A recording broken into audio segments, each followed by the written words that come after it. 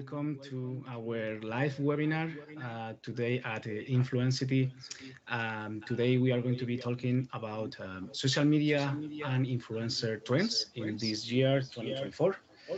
And first of all, let me introduce myself for those who doesn't know me. I'm Daniel Sanchez, CEO and founder of Influencity. And just in case you don't have in our radar, basically Influencity is an end-to-end influencer marketing platform used by worldwide brands and agencies. Currently, we have our customers in over 70 countries, and we work with companies of any size, from big to small. For us, actually, all customers are important. That's why we always offer flexible pricing in order to adapt everything to your needs. So that said, please let me introduce our guest, James Creech. Hello, James. I think that you are on mute, maybe. Oh, can you hear me now? There we go. Hey, Danny, thanks for having me.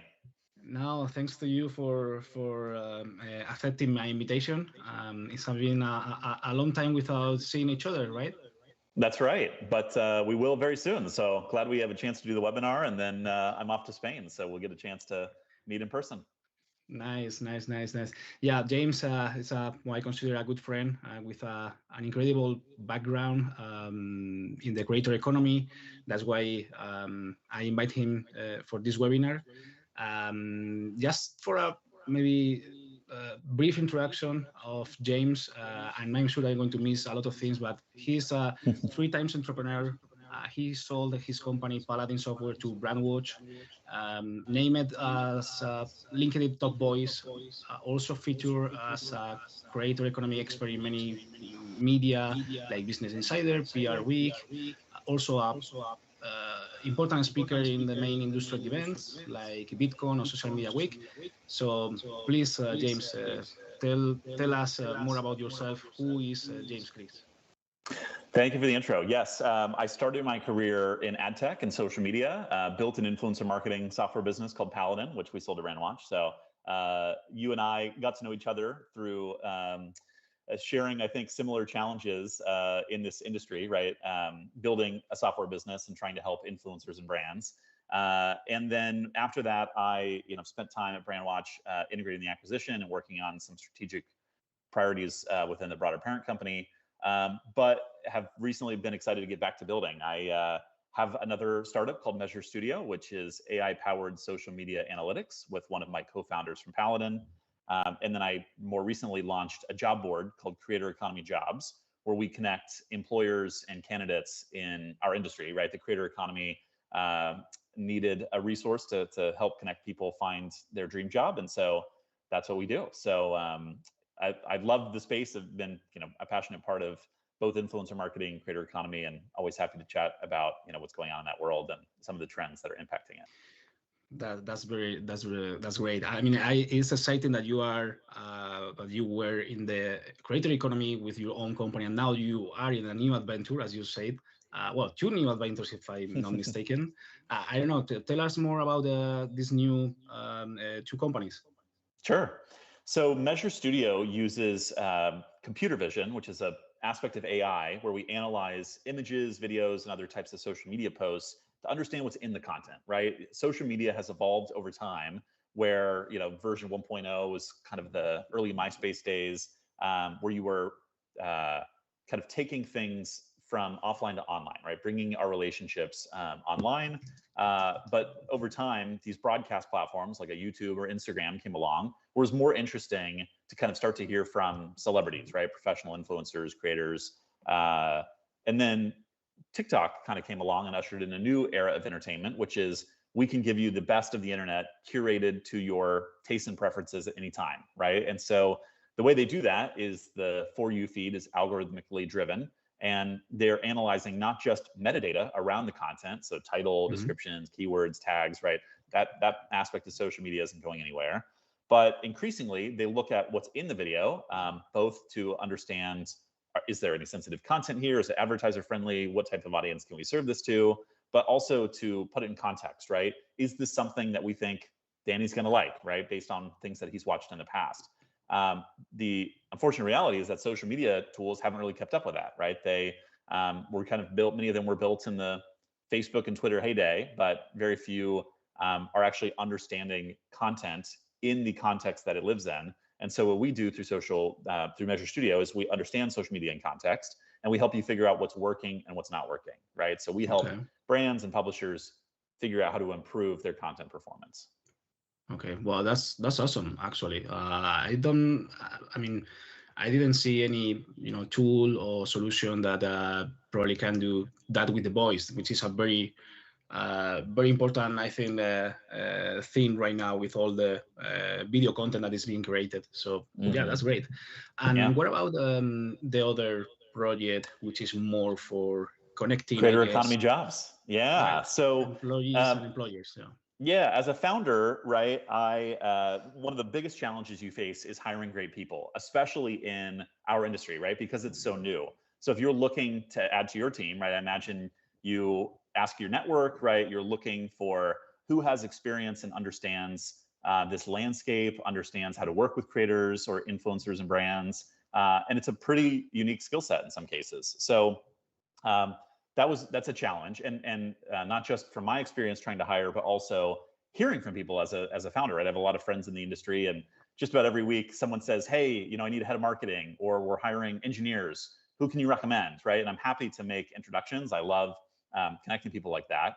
But I realized we need a way to scale this impact. Right? If we want to help more people, we need a platform that connects the job seekers and the candidates, and that was the inspiration for Creator Economy Jobs. So it's fairly new. We're, I don't know, 3 months old, but we have a job board where candidates can come browse all the open positions from Creator Economy companies, and then filter based on their preferences, the type of job they're looking for. We also publish a weekly newsletter on Beehive and through LinkedIn, and then we're constantly sharing job updates. So our mission really is to help people find a job doing what they love, working in our space. And it's been really fun to kind of bring that to life and help, people take the next step in their career, but also help to solve this problem that I've experienced firsthand as a founder. Yeah, no, that's great. I mean, it's great. I love seeing entrepreneurs that are with the motivation and to continue developing new things and starting new companies. So congrats, because this is very challenging project, actually. So okay, just before starting and jumping in on the social media and influencer space, just a reminder for the audience: this is a live webinar, so you can ask questions or doubts directly to James or to me if you want, and we will be answering that during the webinar. So I know that you, James, has been a content creator on LinkedIn mainly. You are one of the content creators that I follow in order to get updates from social media. Well, thank you. I appreciate that. Yeah. So what are the latest social platform updates? What have you been seeing in these past months? Yeah. So I track social updates very closely, and I publish a monthly newsletter called Social Navigator, where I recap all of the updates and trends for platforms. So there's a lot of things going on, right? We have shoppable content, right? Like shoppable commerce for TikTok, happening. Right?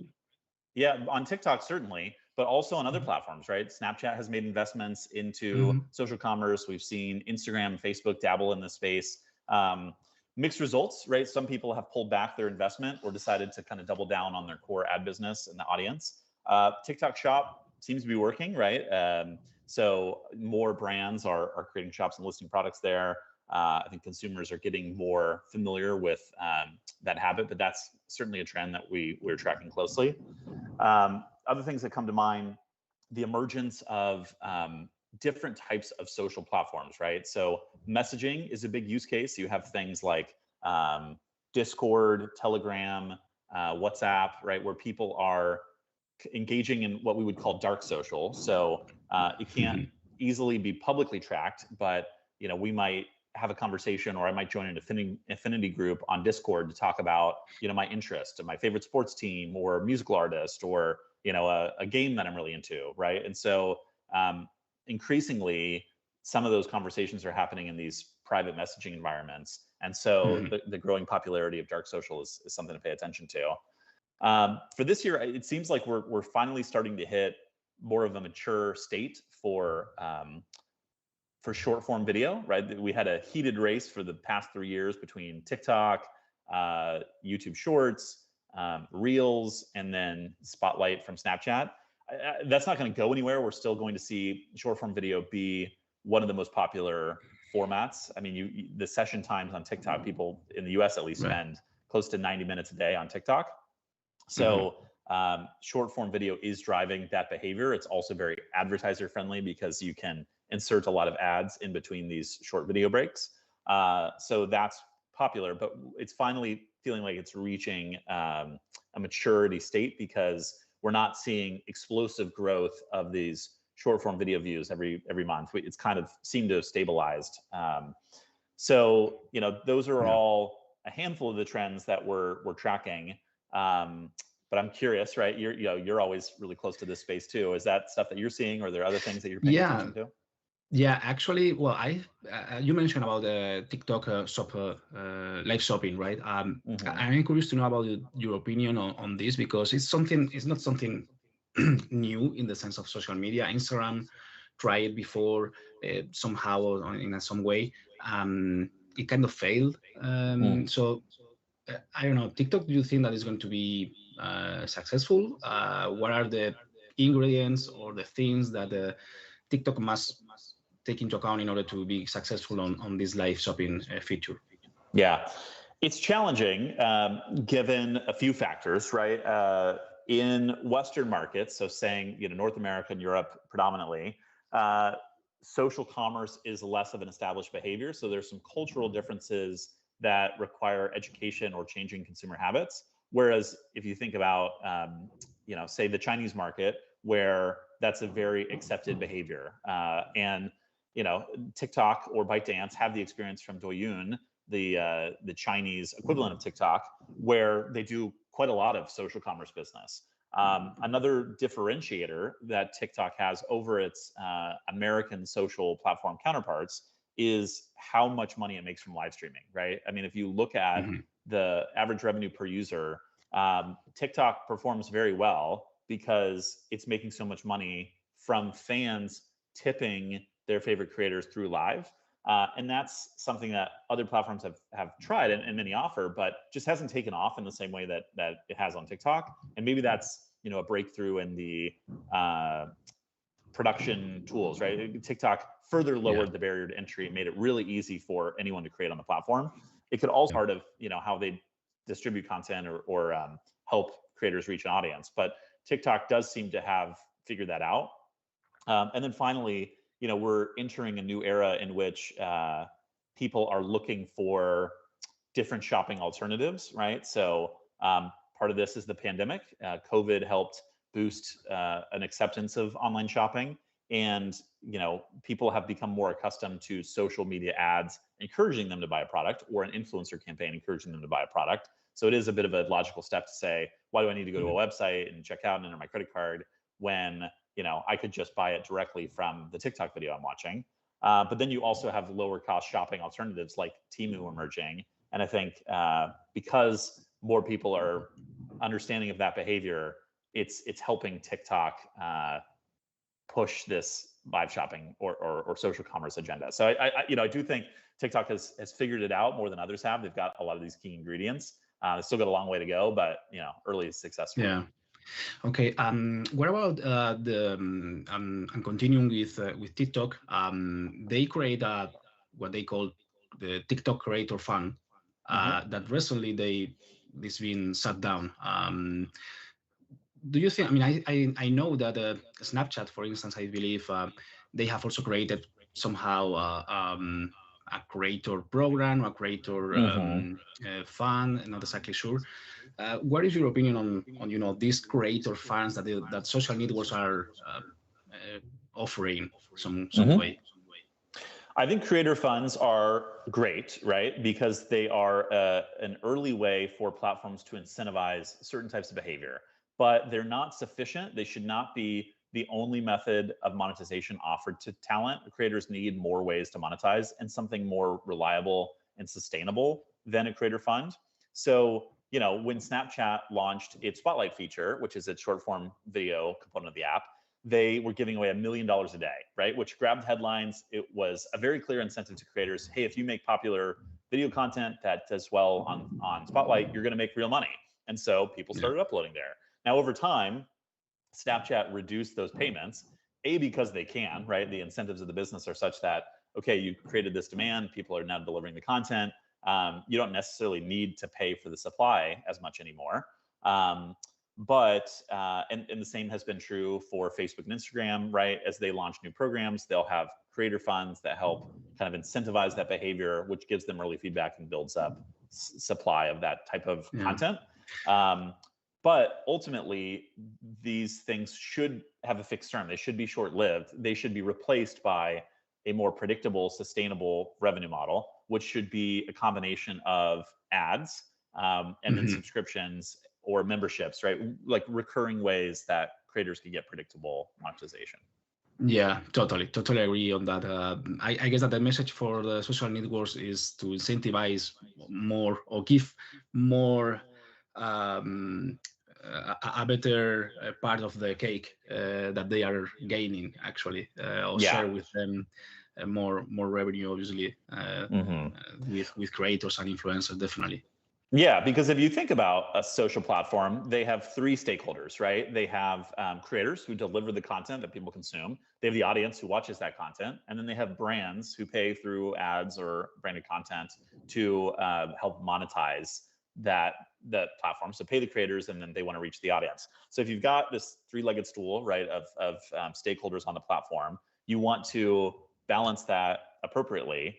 But a lot of platforms don't share a meaningful percentage of the revenue that they generate with their creative talent. YouTube is the gold standard here, right? If you look at their public reports from Alphabet, YouTube tends to pay somewhere between 50 to 55% of its gross revenue goes out to pay its creator base, which is amazing, right? They are sharing in the wealth that's created from the platform's reach.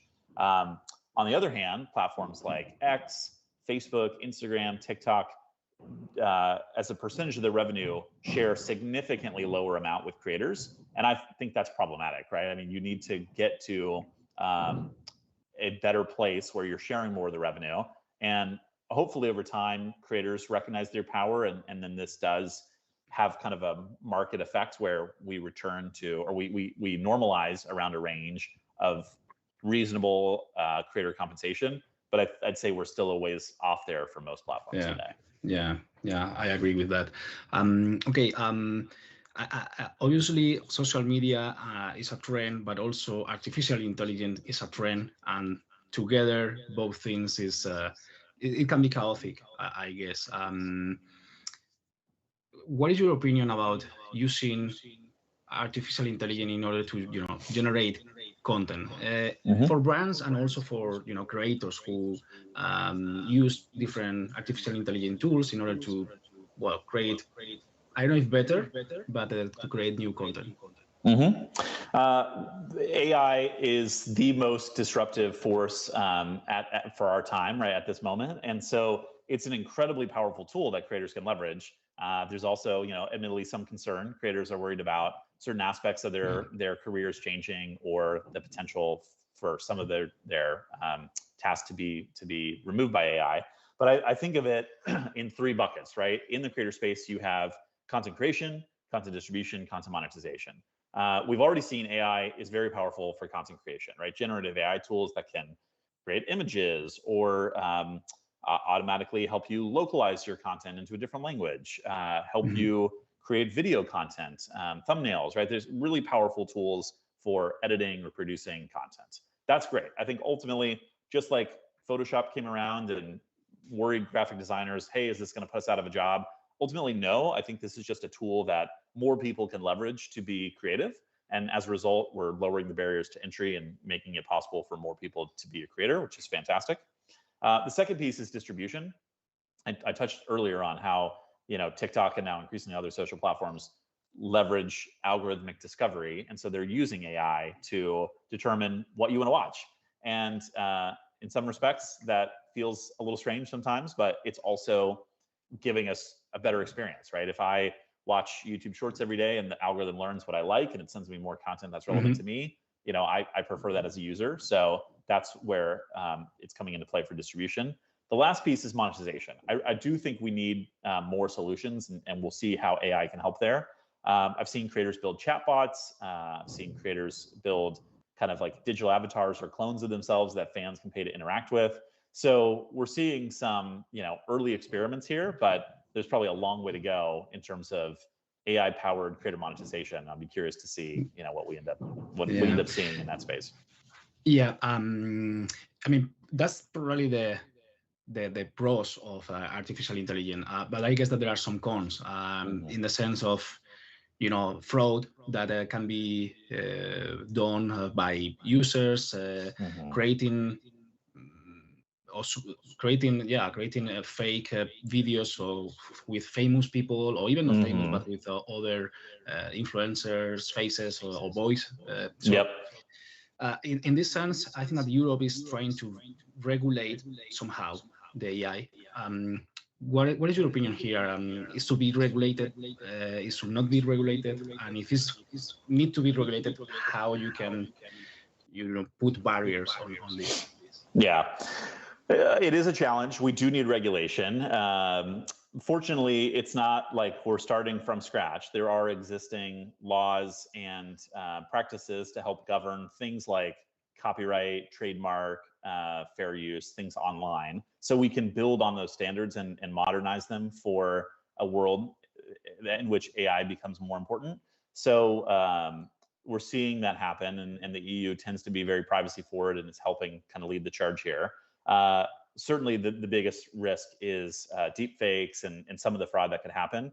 Social platforms, many are already requiring labels, or they're doing scans to monitor for this. The same thing goes for takedown notices, or what in the US we have the Digital Millennium Copyright Act, so DMCA notices to help enforce intellectual privacy or intellectual property rights, and then things around appropriate policy guidelines on the platform. So the platforms have a role to play here, and certainly legislators will as well.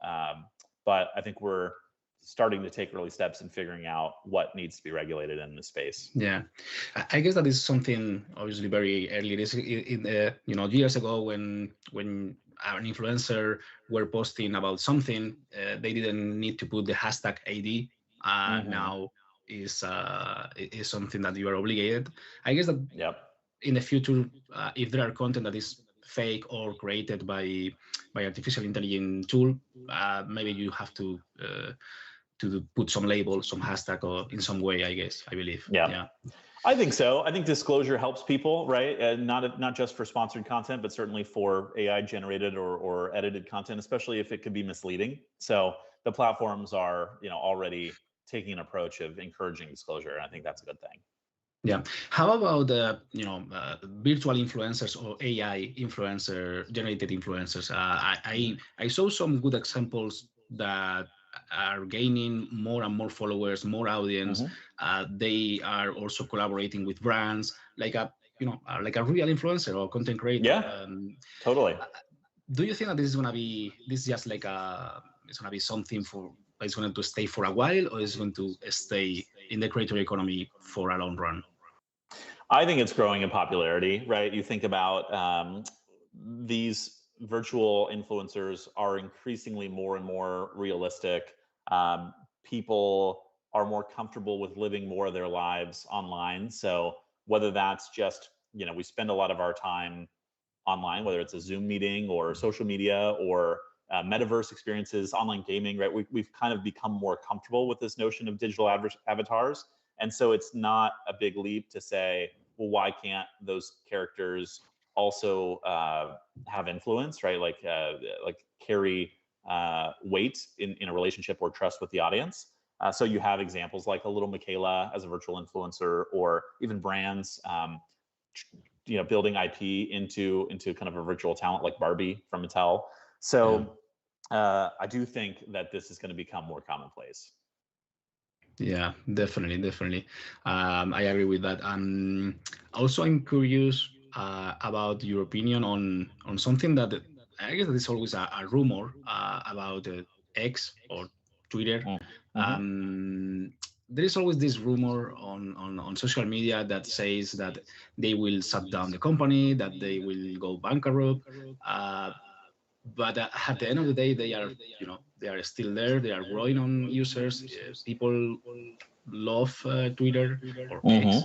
Mm-hmm. What do you think about X and the new Elon strategy? Sure.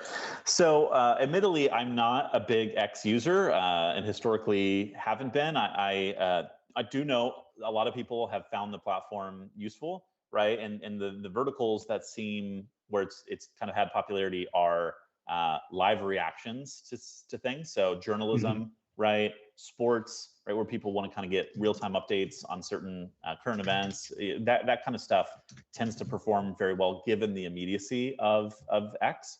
Um, it also early on built a strong professional audience, right? Kind of these B2B conversations from VCs, entrepreneurs. It kind of was the Silicon Valley darling for a while. And so that's where people built these relationships.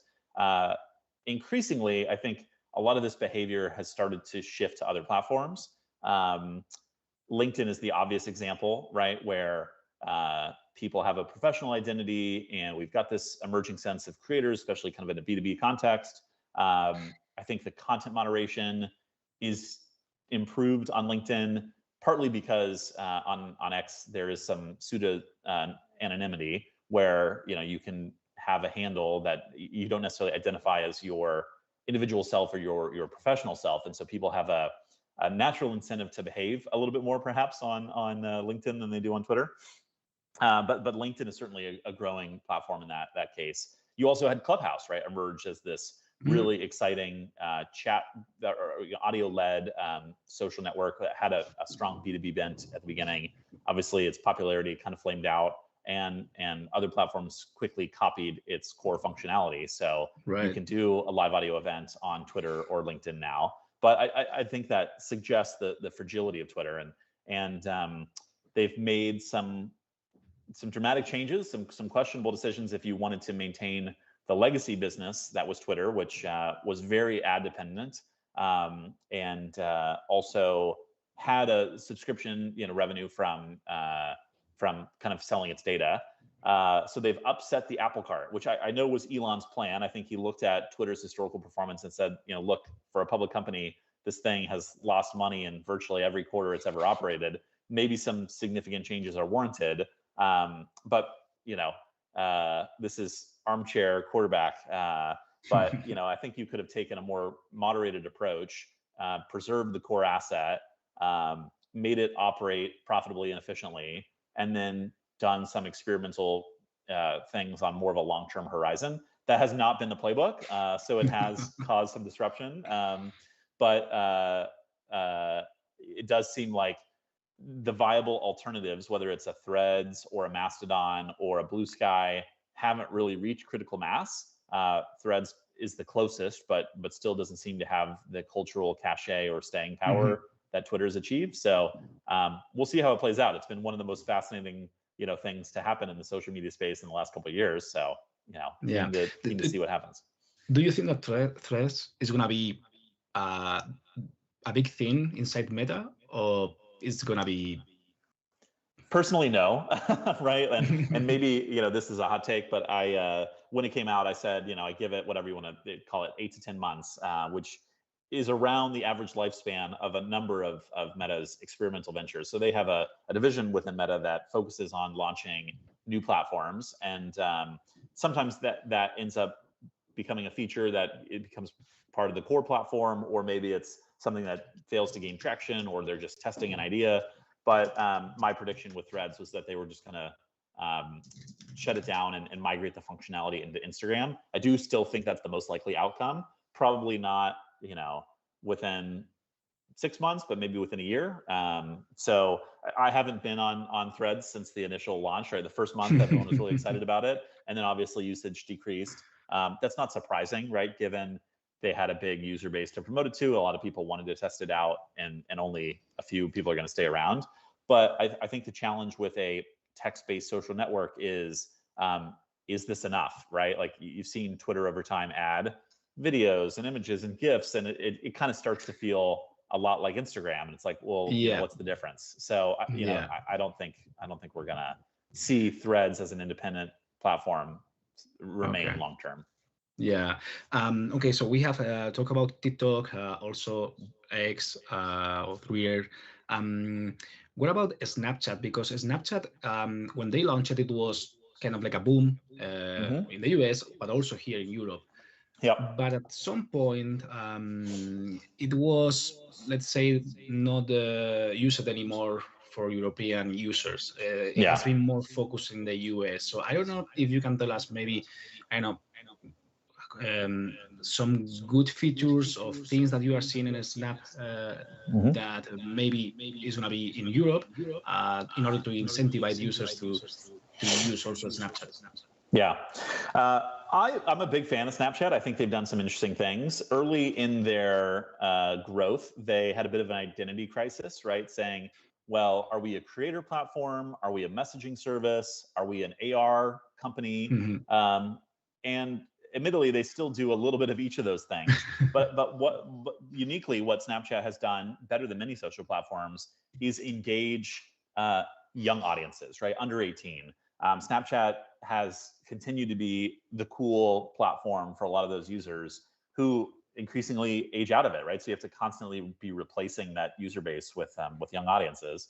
And many use it as a private messaging platform, right? So because you can send stories, these disappearing, snaps, that allows you to convey what you're doing without, maybe parental oversight or without it sticking around forever like it does on an Instagram. And I think that's appealing for folks as a messaging way to have a conversation with context, right? I can send you an image or a snap of like something that I'm doing right now, but it's not going to live forever. Or maybe it's a private moment that I just want to share with another person. The AR stuff they've done with filters is really unparalleled with other platforms. And I do think augmented reality is going to become more popular, and Snapchat is positioned to have a nice early lead there. So the biggest part of the strategy that's been confusing is how do they embrace creators, right? They have these shows. They're trying to get influencers to kind of embrace Snapchat. That's had fits and starts. I don't know that it's been a huge success.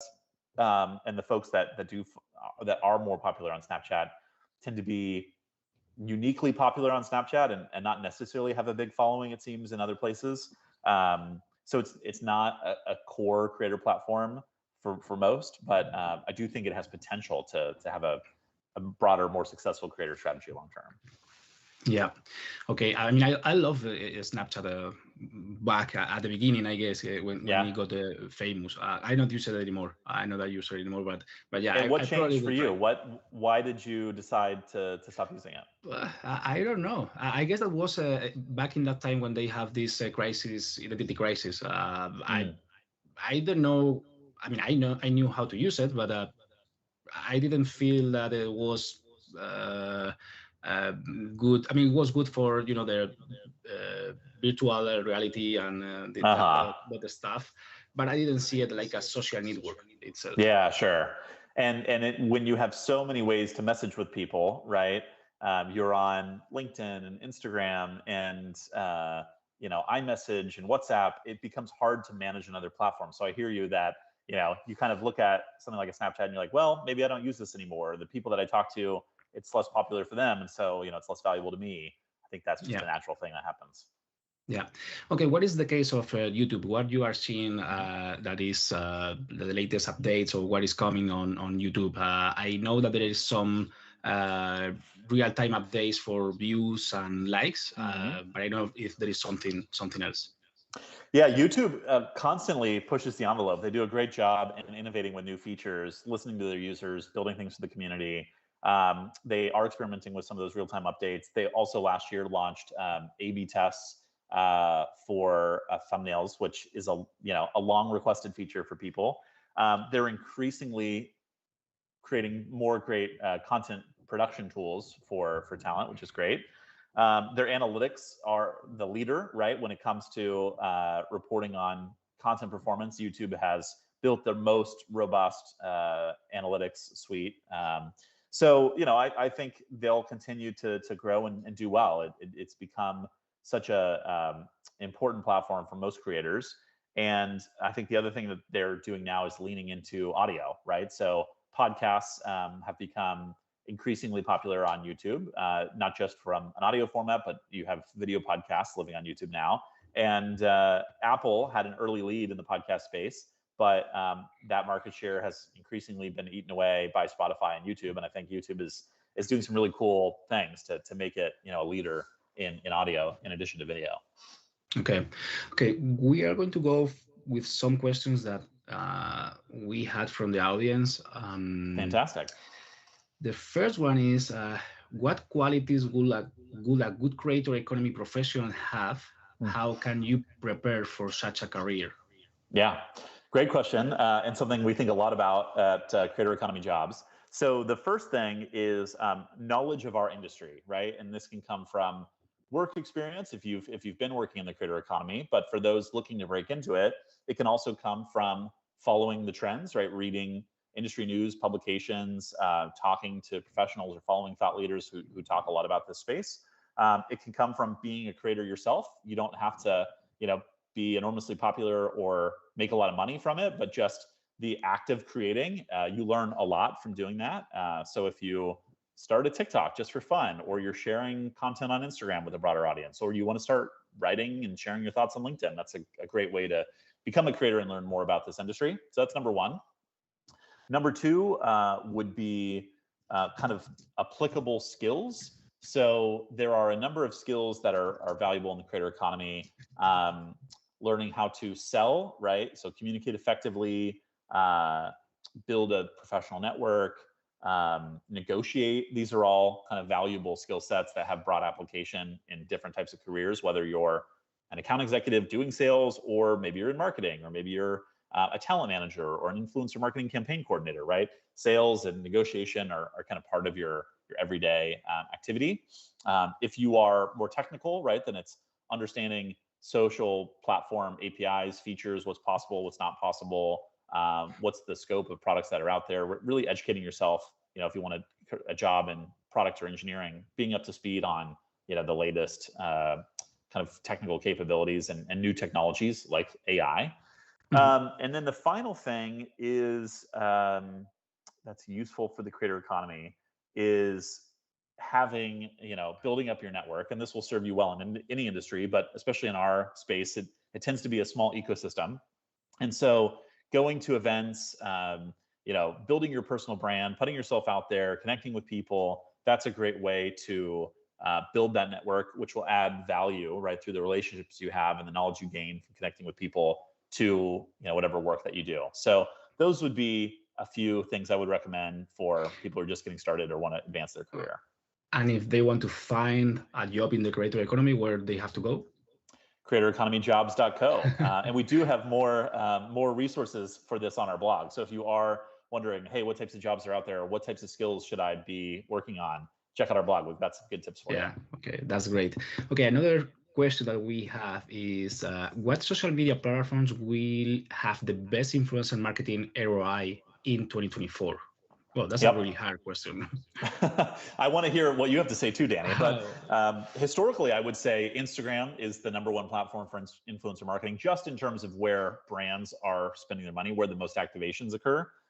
TikTok, YouTube, close behind. And then you've got, Twitch, you've got, other platforms where it's maybe a niche audience or something specific. So I suspect that will largely continue to be the case. In terms of ROI, it depends, right? The answer is kind of like, where does your audience live? Instagram might be the number one platform, but if you are a B2B brand, maybe your audience is on LinkedIn, or maybe you should be, advertising through podcasts. So I do think, the answer needs to be tailored kind of to the brand and to the audience, but curious, Danny, where you guys are seeing ROI from the campaigns you work on. Well, it's exactly what I mean. It's very hard because it obviously depends on the audience that you are looking for, and also on the platform. And I agree with you. Instagram is gonna be, I guess that for a while, a couple of more years, I believe that's gonna be the master on here. But I'm curious about TikTok's live shopping. I'm really into to know what is going to happen with that if they succeed, because if they succeed, they will probably kill Instagram. Not kill Instagram, but they will probably surpass Instagram in that sense. I'm seeing more and more brands advertising in TikTok. Less and less brands advertising on Twitter or X, and less brands doing branded content on Facebook itself. So ROI is always the key metric, obviously, and it depends also how you measure that. It can be number of sales, it can be the revenue, it can be the number of leads that you are generating. It can be CPM, CPC. It can be many different things depending on obviously on your goals or your campaign goals. If you are looking for brand awareness, it's not going to be the same if you are looking for performance, sales performance, or things like that. If you are an e-commerce, for instance, or even app downloads, if you are an application. So yeah, very hard question, but yeah. It's great. Okay, I think we have more questions for the audience. Okay, this is great. What is your opinion on de-influencing? De-influencing. Sorry. Yeah. It's at the end of the day, de-influencing is just influencing, right? Rather than having a positive connotation. Hey, I really like this product. I would recommend it. You should use it. You have a negative connotation. You're saying, stay away from this, or this is, I had a bad experience with this brand. And look, that's been around forever, from online reviews to word of mouth, and now it's been brought online for influencer marketing as well. So I wouldn't say it's any different. It's certainly not what a brand is looking for when they're trying to do a campaign, but de-influencing is valid, and especially for folks who want to have that trust and authenticity with their audience. I think they need to tell the truth. If they have a bad experience with something, and share that, then that's going to have as much of an impact on a consumer as a positive recommendation could. So I do think de-influencing is just kind of another. It's a little bit semantics. It's just another term for the same thing, but it is ultimately an influencing behavior. Okay, we have a couple more questions, and this is something that I also been asked a lot. How would you define the difference between an influencer and a creator? So I would say a creator is anyone who is engaged in a creative pursuit, right? So, and oftentimes that is for the purpose of amassing an audience and monetizing that audience. So a creator can be someone who produces content on social platforms. They can be someone who sells products on Etsy, is an independent writer on Substack, any sort of creative pursuit where they are sharing that work with the world. They are a creator. An influencer is someone who has a large audience and leverages that audience for the purpose of inspiring action, right? So an influencer, is focused on building and maintaining that audience, and then monetizing, trading in on the fact that they have that audience to make money from their work. So influencers are often creators, but not every creator is an influencer. That's right. I agree, totally agree. So are you consider yourself as a creator or as an influencer? I definitely consider myself a creator, right? Which honestly took me a little bit of time to accept that label, because I've worked in this space for, like I said, over a decade. But on one end of it, right, I was an executive, I was a professional, and I worked with creators, but it was not a part of my identity. And yet at the same time, I'd been running a podcast for many years, and then I started writing on LinkedIn, and then I'm publishing a newsletter. And so all of these things are creative pursuits, but I felt uncomfortable thinking of myself as a creator. And so maybe this is just my personal journey of accepting that. But also I think for it being more normalized, right? Modern leaders oftentimes need to be creators. And I get a lot of value out of, having really interesting conversations on LinkedIn. I learn from it. I meet great people through that. And so as a result, yeah, absolutely feel comfortable with accepting that idea of being a creator. The term influencer, I might not be on board with that one just yet. I am fortunate to have an audience that I care a lot about, maintaining the integrity of what I share, because I know the people are going to read it and sometimes, do have a lot of trust in my opinions or my perspectives. And so I can understand where influencers are coming from, where they want to be a good steward of that trust. But I probably wouldn't go so far as to label myself an influencer just yet. Okay. Okay. And last but not least, I have left just this question for the end, because I think that is very, very important. What advice would you give to a brand that wants to try influencer marketing in 2024? Yeah. If you are doing influencer marketing for the first time, get a guide, right? It's very hard to come into a new marketing environment where you don't know how it works, right? And so you should work with an agency or find a trusted partner who can help guide you in terms of understanding your needs, your messaging, what's going to resonate with the audience you're trying to reach. If you are an experienced brand, I would say test and learn, right? You constantly want to be looking at new platforms, new formats, new content creators, and then figure out what converts for you, what moves the needle on your goals, and then double down on that stuff. You don't need to be on every platform. I think a lot of brands struggle with, well, hey, how do I manage, 6, 7, 8 different social platforms and a constant content pipeline? I would say focus on the areas that are going to drive the biggest impact for your consumers. And so with influencers, you want to find people that share your brand values, share your audience, and are going to be naturally aligned with your brand. Don't just, find people who are going to be very transactional or pay to play. You want influencers to have a long-term love and affinity for the brand and constantly encourage their followers to engage with your brand. I was going to add something, but I think that you mentioned everything I was going to say. So great to hear. Same page. Yeah, no, I like it. That's even better. So we are completely aligned. So nice. Okay, James. Well, has been a pleasure. Thanks for accepting the invitation to this live webinar. I think that we have covered a lot of things, but maybe we have missed something. Please feel free to add wherever you want. And obviously, we will see each other in a couple of weeks, I think, in Madrid. So yeah, looking forward to it. Yeah, Danny, thank you so much for having me, and everyone who tuned in today, thanks for joining us. I love this stuff. So if you are interested to continue the conversation, please follow or connect with me on LinkedIn.